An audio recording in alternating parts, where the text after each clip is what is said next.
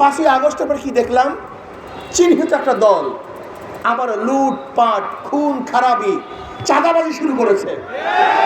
আগামীতে বাংলাদেশের মানুষ চাঁদাবাজদেরকে ক্ষমতায় দেখতে চায় না। এতদিন কি করেছেন? এখন ফিস্টুনি দিয়ে গোটা রাস্তা ভরে ফেলেছেন।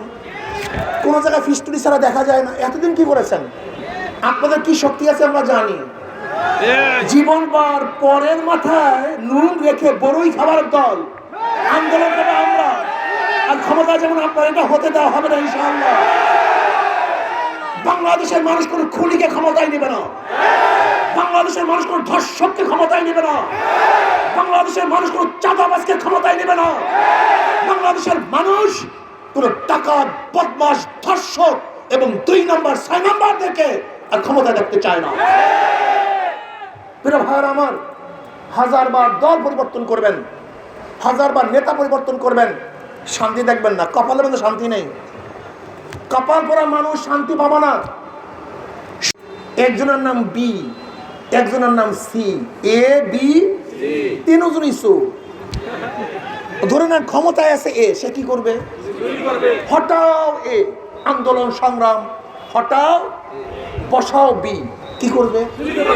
আবার আন্দোলন সংগ্রাম হটাও বি, বসাও সি, কি করবে? কারণটা কি? নেতার পরিবর্তন হয়েছে, নীতির পরিবর্তন হয়নি। দলের পরিবর্তন হয়েছে, নীতি আদর্শের পরিবর্তন হয়। কাজে চোরকে পরিবর্তন করে চোর বসালে চুরি বন্ধ হবে না, ডাকাতকে সরিয়ে ডাকাত বসালে ডাকাতি বন্ধ হবে না, ধর্ষকদের সরিয়ে ধর্ষক বসালে ধর্ষণ বন্ধ হবে না। এর জন্য পীর সাহেব চরমনাই রহমাতুল্লাহ বলেছেন, শুধু নেতা নয়, নীতির পরিবর্তন চাই। আমরা দ্বিতীয়বার আর সরকার হটাবার জন্য আন্দোলন করতে চাই না, রক্ত দিতে চাই না।